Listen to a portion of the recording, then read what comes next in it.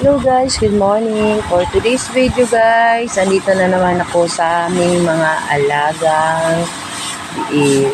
Ayan guys. So, 2 months and 24 days na po sila ngayon guys. So, pinapaliguan sila ng aking husband. Ayan, masikip na talaga sila sa kanilang kulungan kasi talagang palaki ng palaki sila guys.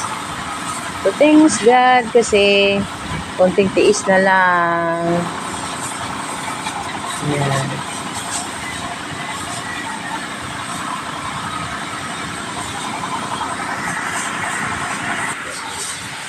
So, pasensya na kayo guys kasi bago lang sila pinapaliguan kaya sobrang dumi nila ngayon.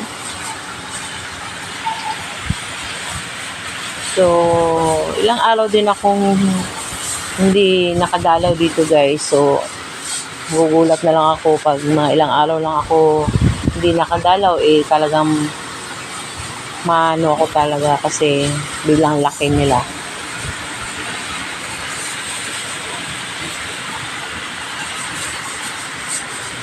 Ang sarap talaga pag masdan guys, no? Pag marami kang mga alagang ganito. So, sa mga gusto talagang mag-alaga guys, mag-umpisa na lang muna kayo sa kaunti lang muna para hindi kayo mabigla. At saka mas maganda talaga guys kung mag-aalaga kayo magsisimula kayo sa inahin muna or sa biik syempre, then sa inahin para bawing-bawi talaga kasi pag nagkaroon sila ng maraming anak guys, talagang bawing-bawi ka na sa mga sa mga gastos mo. So pwede mo silang maibenta pag mga biik pa lang kasi wala ka na masyadong gastos dyan pag may sarili ka kasing inahin. Iba talaga pag may sarili kang inahin guys. Ang laking tulong pag may mga alaga kang ganito.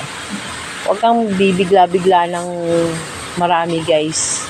Kung hindi naman kaya ng bulsa mo, so mag-umpisa ka lang muna sa 2, 3, tapos gawin mong inahin yung isa, napakalaking bagay na po yun guys.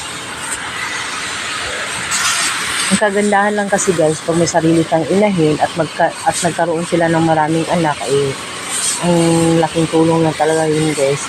Tapos, pag iisip ka na bumili para sa mga okasyon guys, may sarili kang ganito, hindi mo na kailangan bumili sa market or sa mga na buong ganito talaga bibilihin mo kasi may sarili ka ng babuyan.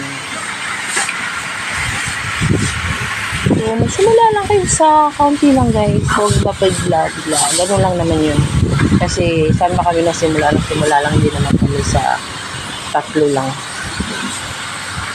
So, yung isa lang naman ang ginawa namin inahin. So, isipin mo yan guys. Sa isang inahin, magkaroon ka ng ganito karaming biik. Napakaswerte mo na guys.